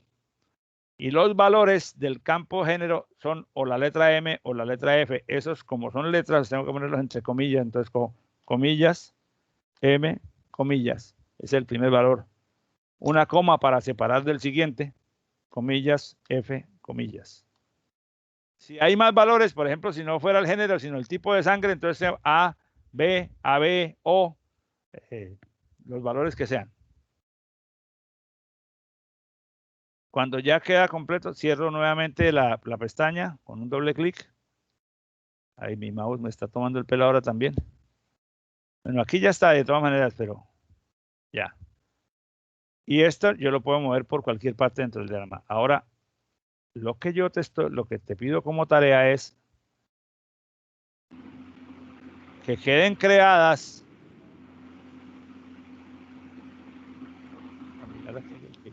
El que tenía yo en mi modelo de almacén. Voy a salvar el que estábamos haciendo como ejemplo 1. Para no perderlo. Y entonces al pasarme al almacén, yo lo que necesito es que, como tarea tuya, queden creadas todas. No importa que las relaciones estas estén o no estén. Si no las creas, porque no se sepa cómo o porque te quede muy difícil hacerlo, las hacemos como parte de la primera parte de la práctica en la semana entrante. ¿De acuerdo? Profe, y eso queda guardado. De pronto, si yo cierro ingreso, queda guardado. Cuando uno hace una modificación, permítame, me salgo de aquí.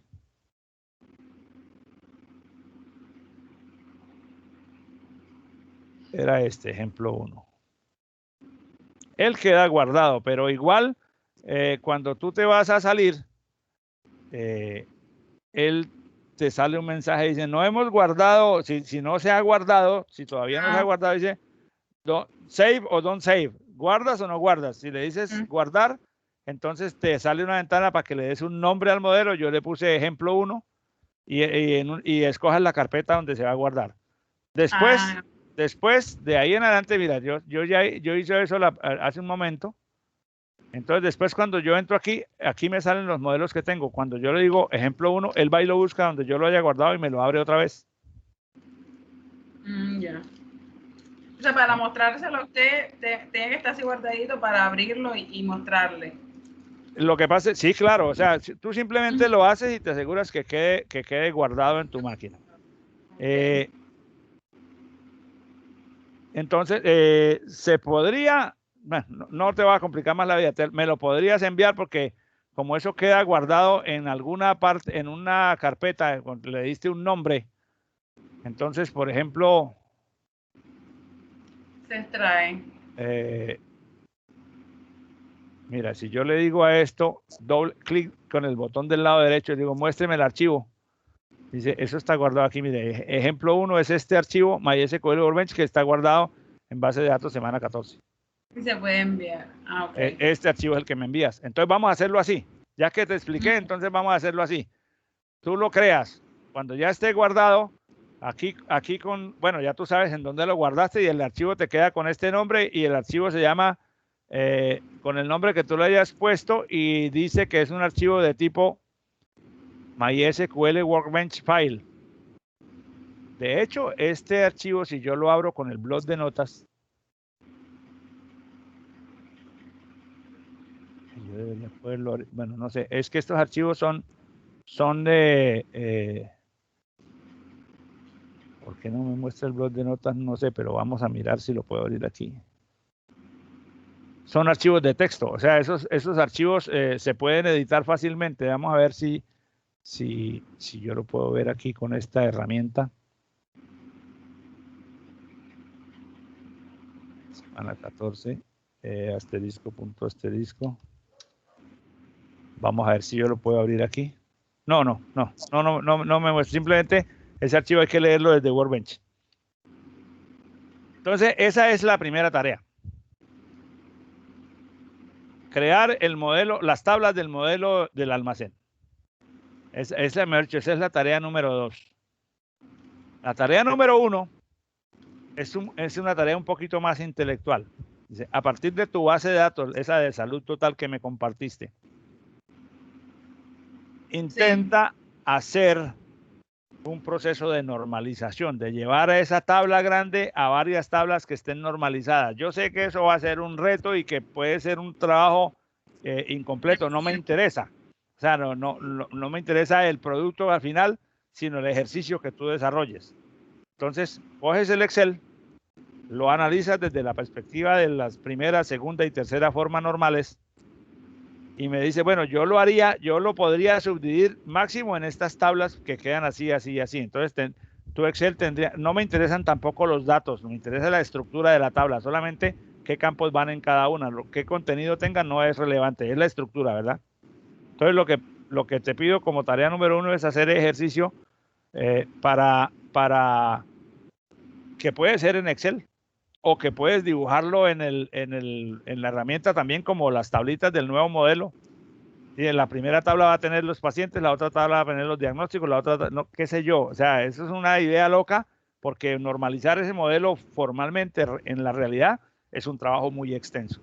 Pero hagamos el intento de normalizar alguna parte, a ver, simplemente para validar un poco qué comprendiste y que ejercites un poco la información que te he dado el día de hoy. ¿Ok? Sí, señor. Bueno, esas son las 2 actividades y nos veríamos la próxima clase. Listo, profe. Le agradezco mucho. Por favor, ocúpate pronto. Bueno, no sé, cada quien tiene sus ocupaciones, pero lo más pronto que puedas de que la herramienta te quede instalada.